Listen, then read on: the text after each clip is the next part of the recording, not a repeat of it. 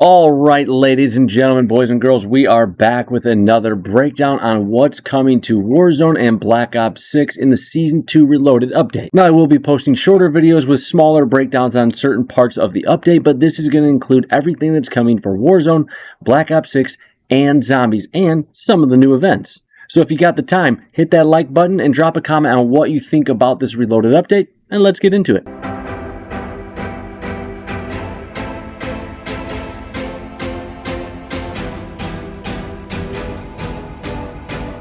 Now, first up in this mid-season update is something that has been teased for quite some time, is the Teenage Mutant Ninja Turtles crossover. And as you can see here, one of the biggest things that's kind of teased a little trailer, I can't play it, but they've been talking about it for quite some time now, is a crossover with the Teenage Mutant Ninja Turtles.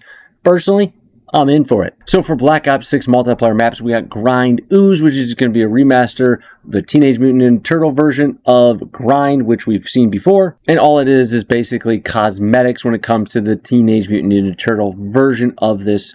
That's basically it. Posters, pictures, stuff like that. And then we got Bullet, which is a brand new map. It's basically a small train. Interesting enough, they got a dead body here. I don't think I've seen too many multiplayer maps that actually have bodies on the ground, but here it is. Going to be interesting. Going to be a 6v6 or a 2v2 small size strike map. And then we got Turtle Power, the new TMNT themed limited time mode. Basically, it's going to be a little mosh pit. The Ninja Turtles have arrived to Call of Duty, and they're kicking things off a limited time mosh pit, giving everyone a chance to let loose with their best TMNT themed abilities and moves. It gets interesting. So first, you're going to enter a game of Team Deathmatch, Domination, or Hardpoint and unleash ninja level abilities and TMNT score streaks against your enemies in pursuit of victory. These special score streaks are earned by scoring as normal, but because the Turtles work as a team, objective plays award an increase in their score, meaning if you're not playing the objective, you're not going to get your score streaks as easily. And activating your special score streak gives you the following benefits. So general abilities. For 30 seconds, gain increased health plus faster health regen and increased movement speed and melee range. A HUD indicator will flash when the enemy is outside your view, and being shot while running towards the enemy will not slow you down. Interesting enough. You can perform finishing moves on enemies from any direction. Cool. And plus gain the ability to double jump and air dash. That sounds pretty cool at all. I'm not gonna lie, the finishing move from any direction, why isn't that just a thing in general? And along with the score streak, you also activate several character-specific abilities. So for Splinter, you vanish in smoke and teleport to a safe location behind enemy lines. That's sick. Leonardo, you gain the Tracker, Ghost, Vigilance, and cold-blooded perks to navigate the map in stealth. Cool, I won't really care about that one. Donatello, see operators through walls, so you got wall hacks, field upgrades, score streaks, hack enemy equipment, field upgrades. Obviously, that goes along with that. Michelangelo drops a pizza box for your team. Players who eat a slice will do double damage. Oh my god, for a short time. That's kind of insane. Replenish ammo and equipment. And then Raphael, you have unlimited shuriken. I think those are the throwing knives. I don't know. So along with these new maps, we have a new perk called Hunter's Instinct. It's going to go in the Enforcer perk slot 2. Basically, eliminating enemies will mark the next closest one. A narrow cone briefly appears on your minimap after an elimination, showing the general direction of your nearest foe. Now, I'm not going to lie, when I first heard about this, I thought it was going to come to Warzone as well. Little disappointed it's not, but I think that would be absolutely insane for Warzone, even if it was just for like a limited time. And then we have a new wild card, Fly Swatter. I think this is basically pointless, but you're basically replacing your dedicated melee slot with a launcher. I guess if you're playing certain type of modes, that might be your thing, but for me, I'm never ever going to use it. As for the update to Zombies, as most of us predicted, we're going to get the directed mode for the Tomb, and we're also going to get a limited time mode for specifically the Teenage Mutant Ninja Turtles, as you could probably guess. And that limited time mode is called Cowabunga Cranked. Basically, add some high octane urgency to any of the 4 zombie maps, and your undead horde slain in Cowabunga Cranked. Drop into Terminus, Liberty Falls, Citadel, Dave Morris, or the Tomb with your loadout of choice and eliminate a zombie to trigger the Cranked timer. Fail to eliminate a zombie before the timer hits 0. As we know, we've all played Cranked, right? But basically, kaboom, you're gone. You're dead, you're out of there. Now, obviously, there's some questions with how the Crank timer is going to work after a round. Like, will it pause after one round until you kill the first zombie the next round? I think that would make the most sense. Otherwise, there's just like not going to be rounds necessarily because there's that break in there. But you will have other ways to make it so that timer doesn't run out. So basically, Turtle Power temporarily empowers the player with a health bonus, pack 3 legendary melee weapons, so you can kind of just run around and just melee the crap out of some zombies. A pizza box fills the crank timer to the max, and a slice of pie is a partial time added to the cranked timer. These are basically going to be dropped in the match. And on top of this, everyone's going to be given Donnie's Time Stopper Field upgrade, which when you activate this, it's going to pause the crank timer for a full minute.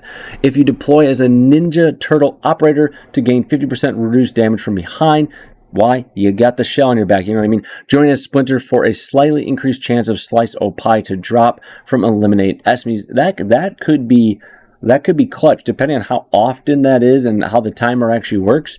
If you're getting a bunch of Slice O Pies just continually adding that timer, it could be good. I don't know if they're going to have like an exfil type situation to this mode, if you're just going to go until you die. I have no idea. I mean, this could be endless. Someone might find like a hack around it or a glitch around it, kind of make it go forever. I don't know. They didn't really put any other information in there. And then directed mode for the tomb. Basically, that's your guide, your step-by-step for the main Easter egg, which is just kind of like the main kind of content to that map in general. And now to look at the changes coming to Warzone, not gonna lie, it's not much. Basically, they're saying, hey, we've messed up so much, we're trying to fix things. They gave us a new perk called Low Profile, which means you're going to have an increased movement speed while crouched, prone, or when you're, like in your last stand or whatever. Ooh, and enemies you kill will not have death markers for their allies. That's kind of good if you're playing like with a lot of random teams and stuff like that. But otherwise, if a team's talking, they should be able to identify where you're at. Now, at this point, some people might be wondering about what other new stuff is coming. Well, this is the stuff that's going to come to all different modes, so the multiplayer, the Warzone, and the zombies. Now, at the start of this update, we're going to get a bunch of new weapons that are available, but they're going to be unlockable in the armory and through events if you don't do that. But in the armory, you can unlock all of these. They're a little bit different kind of weapons, but there's a bunch of them. So first up, we got the D1.3 sector. Basically, it looks like a special weapon, rechambering blade launcher. Equip different magazines to access a variety of deadly projectile types. Interesting. Cut the enemies into ribbons, blah, blah, blah. I'm not going to read all that. But, yeah, you're shooting little mini saw blades, I guess. I don't know. This weapon might be new to you, but it's definitely not new to the Ninja Turtles. And then we basically have a variety of melee weapons all coming in theme with Teenage Mutant Ninja Turtles. So first up, we got the skateboard, blah, blah, blah. It's a one-hit elimination in multiplayer. Then we got the katanas, which is, again, a one-hit elimination. Fast attack, short range. And then we got the bow staff, which I think this could be interesting. Okay, it's a one-hit. It's a slow attack, but it has a very long range. And then we got the nunchucks, which are going to be two-hit elimination, very fast attack, medium range.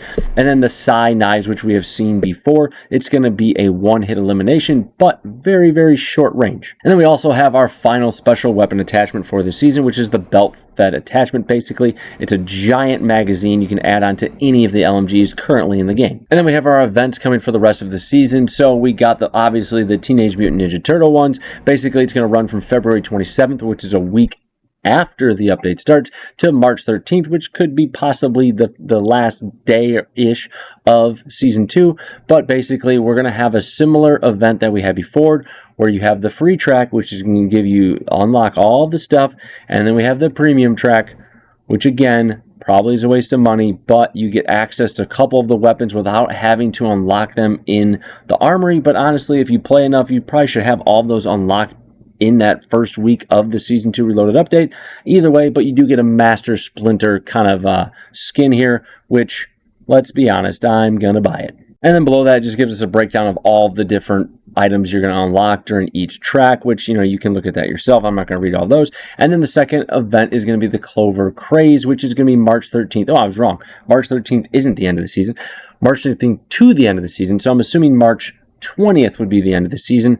All these events are either a week or 2 weeks. So at worst, it's going to be March 27th is the end of the season. I'm not really sure, but either way, St. Paddy's Day, here we go. We got the Cloverfield Ames blueprint coming with it.